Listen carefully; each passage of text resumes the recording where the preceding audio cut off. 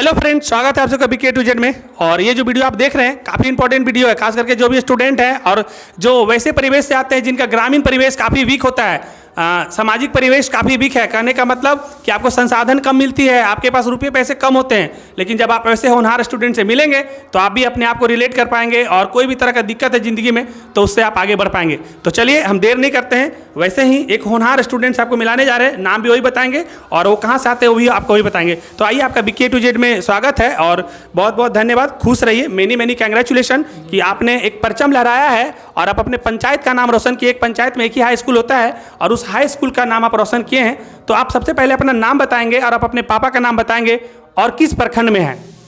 Sir, मेरा नाम अमर कुमार पासवान है। मेरे पिताजी का नाम स्वर्गीय लक्ष्मी पासवान है। मैं सिकटाही पंचायत से पढ़ने आता हूँ। इन्होंने बताया कि इनका नाम अमर पासवान है, इनके पापा नहीं है। देखिए, स्वर्गीय लक्ष्मी पासवान बताए हैं, पापा का नहीं रहते हुए भी ये पढ़ाई को इतना सीरियस लिए हैं कि कह नहीं सकते। सिकटाही पंचायत जो है ये मधुबनी जिला में पड़ता है, खुटौना ब्लॉक के अंदर में। तो हमको बताएंगे आप अमर कि ये जो पढ़ाई कर रहे थे आप मैट्रिक का, कितना नंबर आप हासिल किए हैं?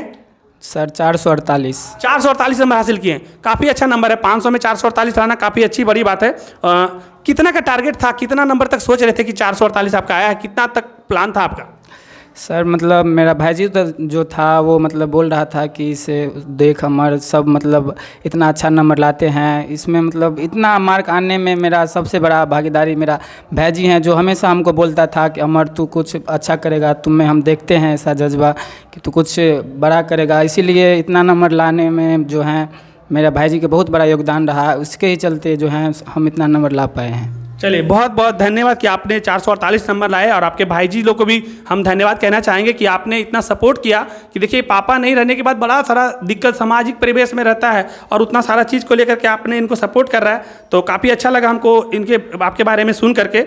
और हम ये कहना चाहेंगे अमर कि आप पढ़ाई करने के लिए अलग से भी कोई काम करते थे या फिर पढ़ाई को कैसे मैनेज करते थे? घर परिवार का स्थिति आपका जब पता चला कि उतना अच्छा नहीं है तो कैसे मैनेज करते थे आप?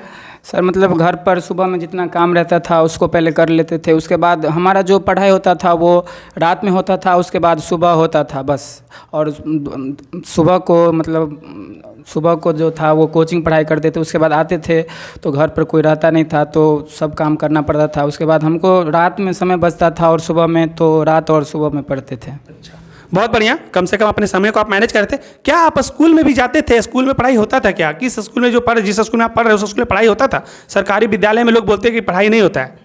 नहीं सर, ऐसी बात नहीं है। सरकारी स्कूल में भी बहुत अच्छा सा पढ़ाई होता है। हमारा स्कूल है उत्क्रमिक माध्यमिक विद्यालय सिकटाही खुटौना प्रखंड में। वहाँ के सर सभी बहुत अच्छे हैं, बहुत अच्छे तरीके से पढ़ाते हैं।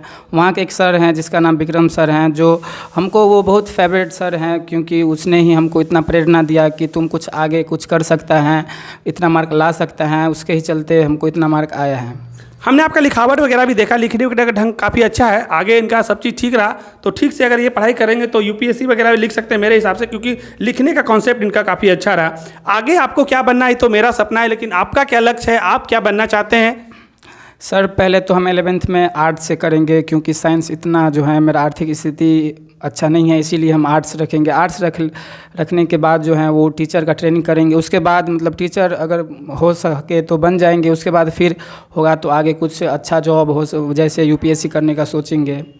देखिए कि इनके पास आर्थिक स्थिति इतना मतलब कमज़ोर है कि अपने पास सपना तो बड़ा सबको होता है, लेकिन ये इनका सोच कितना अच्छा है कि सबसे पहले इनका कहना है कि हम आर्ट्स लेके पढ़ाई करेंगे, ताकि साइंस में अलग अलग ट्यूशन पढ़ना पड़ता है और आजकल ट्यूशन वाले का इतना ये है कि सब सब्जेक्ट अलग अलग से पैसा देना पड़ेगा। तो काफ़ी सारा दिक्कत को समझते हुए अपने ड्रीम को छोटा करने की तरह कर सकते हैं, छोटा नहीं कर सकते। टीचिंग बहुत बड़ा एरिया है और काफ़ी अच्छा कॉन्सेप्ट भी है इनका, बोलने का पढ़ने का सारा तरीका है। टीचिंग में काफ़ी इफेक्टिव होगा इनके लिए। तो ठीक है, अगर ये टीचर भी बन जाते हैं तो बाद में ये यूपीएससी वगैरह के बारे में ये सोच रहे हैं तो अच्छा लगा इनसे बात करके।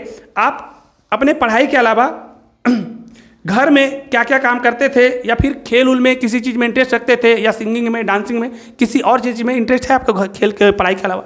जी सर, हमको खेल में बहुत इंटरेस्ट है। क्रिकेट सब में वो सब अच्छा खेल लेते हैं।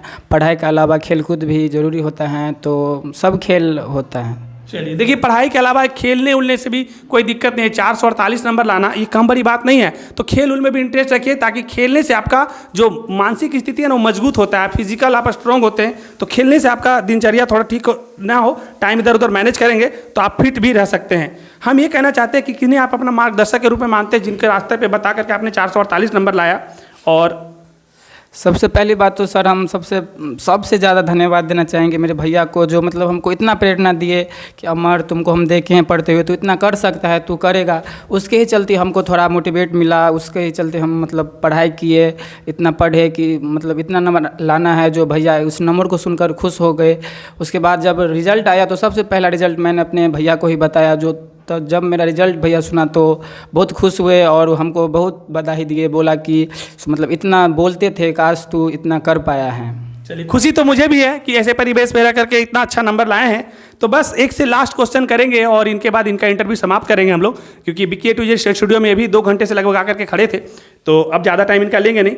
अमर, बस हम आपसे ये कहना चाहेंगे कि आपके जैसे बहुत सारे ग्रामीण परिवेश में लोग हैं जिनके पास सामाजिक और आर्थिक स्थिति काफ़ी कमज़ोर है, तो उनके लिए आप क्या कहना चाहेंगे? और जो लोग 9 से 10 में गए हैं उनके लिए क्या संदेश है आपका? उसके लिए सर हम एक ही चीज़ कहना चाहेंगे कि आप सब भी हमारे तरह इतना कुछ करिए। हम सब भी आपकी तरह स्टूडेंट थे, इतना पढ़े, सो नहीं था कि पहले से इतना इंटेलिजेंट थे, नहीं, हम सब भी मतलब बहुत पढ़ाई किए। आप सब भी पढ़ाई कीजिए, हो सकता है कि आपका हमसे ज़्यादा ही मार्क आ जाए और कुछ आप अच्छा करिए और अपने माता पिता का नाम रोशन करिए। चलिए, बहुत बहुत धन्यवाद BK2J में आने के लिए, और काफ़ी इंपॉर्टेंट आप लोग को जानकारी दी है, इनसे सीखिए और आप प्रेरणा लीजिए और इनको पसंद करिए और वीडियो को लाइक करिए, और जो सब्सक्राइब नहीं किया वो सब्सक्राइब भी कर लीजिए। धन्यवाद।